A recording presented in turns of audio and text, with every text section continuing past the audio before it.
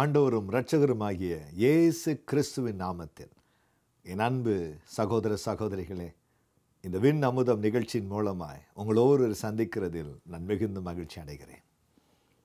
ஆண்டவரும் இரட்சகருமாகிய இயேசு கிறிஸ்து தாமே நம் ஒவ்வொருவரை நிறைவாய் ஆசீர்வதிப்பாராக.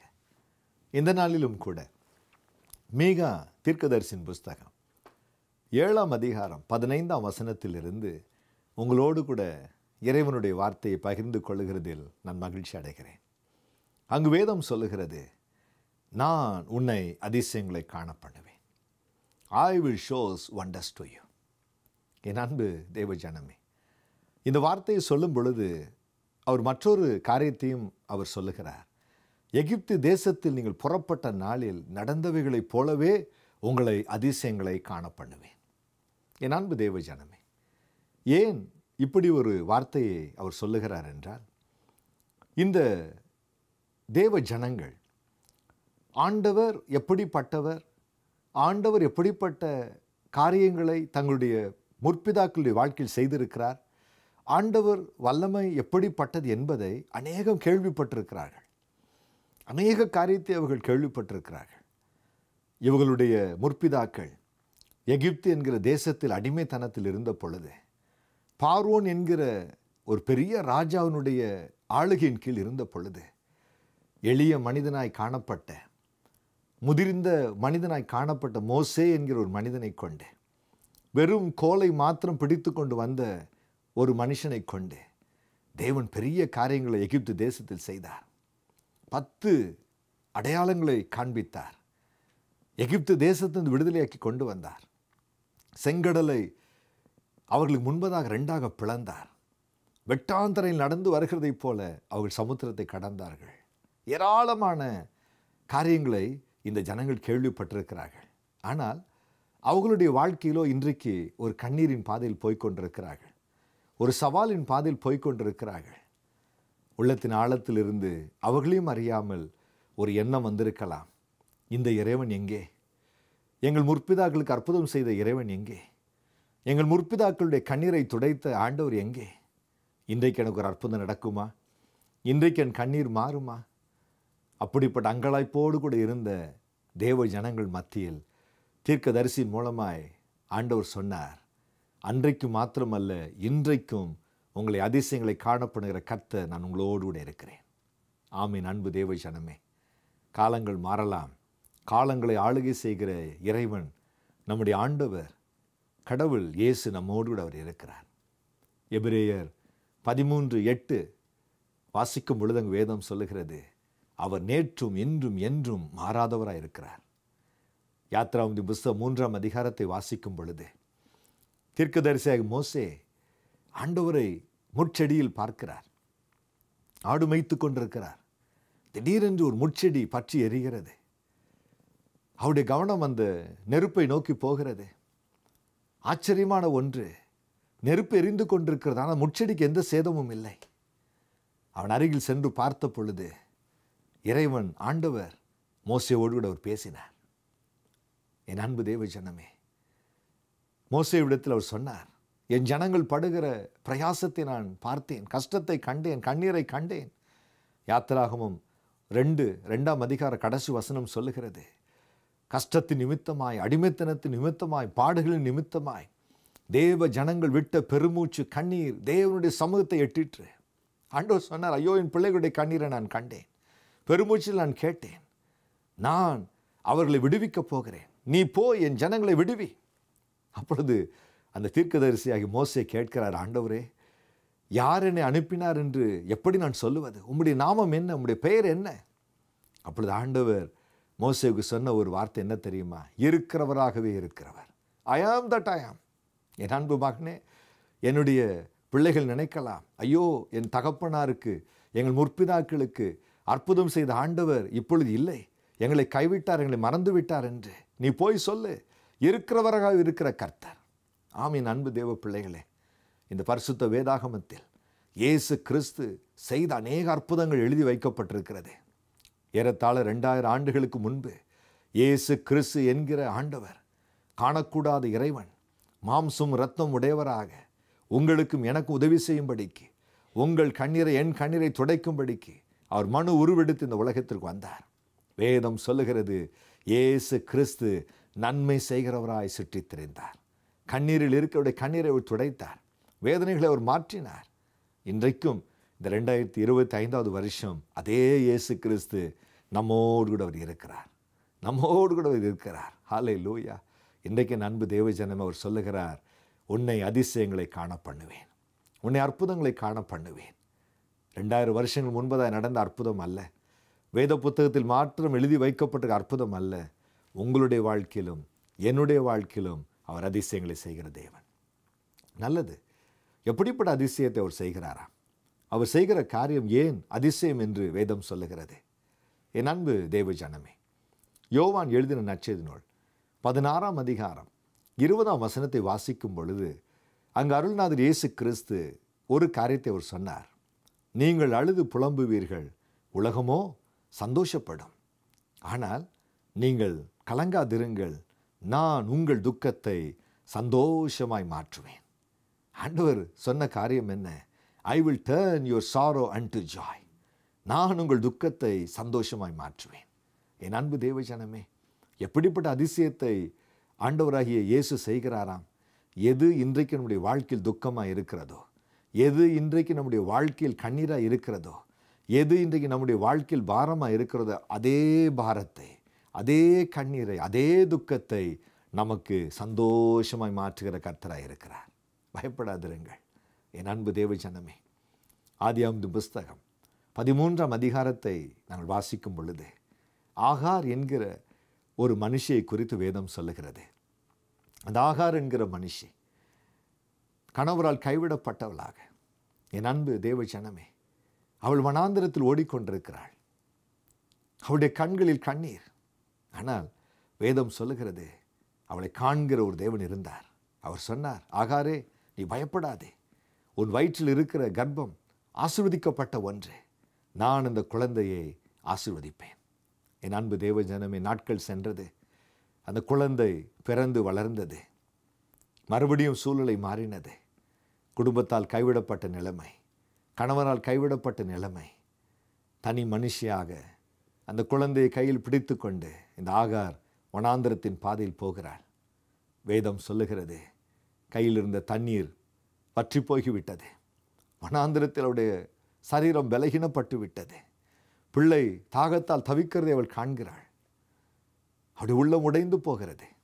வேதம் சொல்லுகிறது, பிள்ளையை அவள் வனாந்திரத்தில் படுக்க வைத்துவிட்டு ஒரு அம்பு எய்கிற தூரத்தில் போய் உட்கார்ந்து கொண்டு அவள் ஆண்டவரில் ஜெபித்த ஒரு ஜெபம், ஆண்டவரே, இந்த குழந்தை இறக்கிறதை என்னால் பார்க்க முடியாது, இந்த குழந்தை இறக்கிறதை என்னால் பார்க்க முடியாது. அவளுடைய சிறுமையை பாருங்கள். குழந்தை வாழ வேண்டும் என்கிற விருப்பம் அவளுக்கு இருக்கிறது. ஆனால் வாழ வைப்பதற்கான பலன் இல்லை.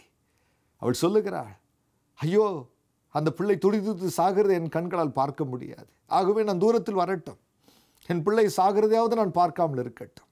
இந்த வனாந்திரத்தில் என் பிள்ளை சாக போகிறான். என் அன்பு தேவஜனமே, ஆதியாகமம் 13ஆம் அதிகாரத்தில் அவளோடு கூட பேசின அதே ஆண்டவர் மறுபடியும் ஆகாரோடு கூட பேசுகிறார். ஆகாரே, நீ பயப்படாதே. வேதம் சொல்லுகிறது, எந்த வனாந்திரத்தில் தன் மகன் செத்து போவாள் என்று நினைத்தாலோ அதே வனாந்திரத்தில் ஆண்டவர் அவருடைய கண்களை திறந்தார். ஒரு ஊற்றுக்கண்ணை பார்க்கும்படி கர்த்தர் கிருபை செய்தார்.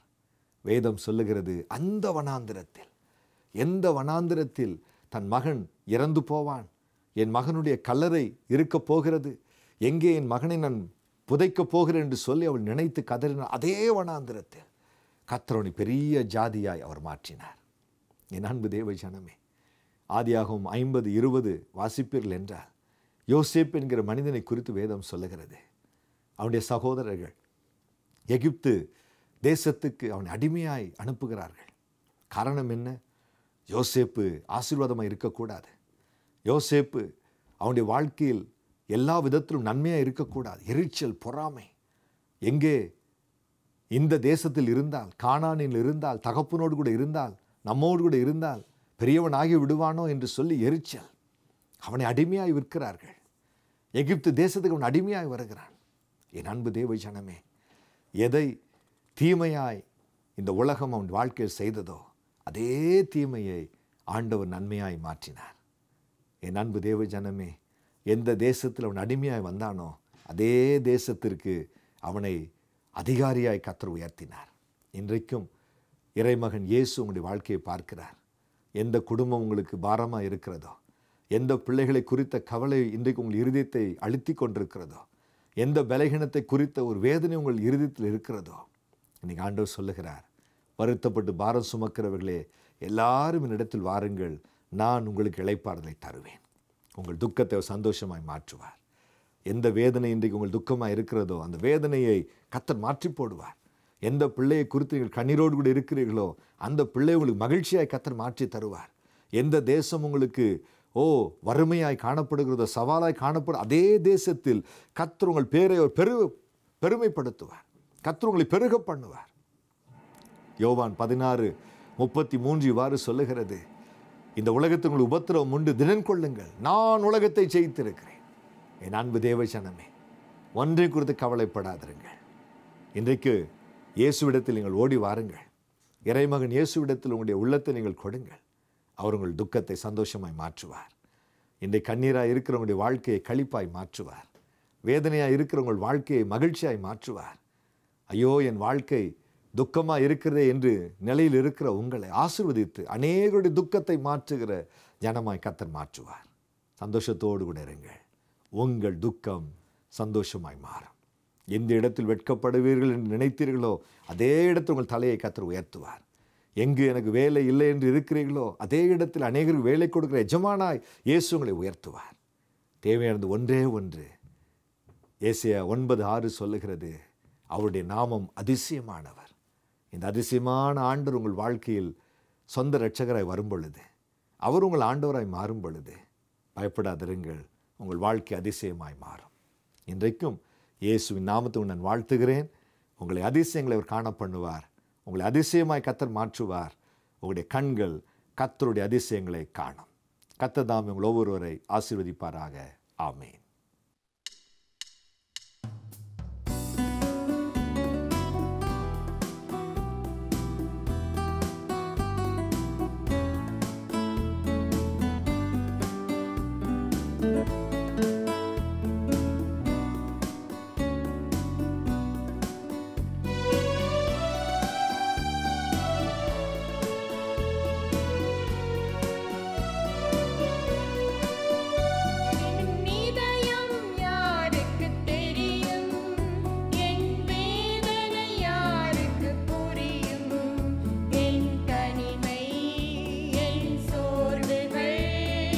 யார் என்னை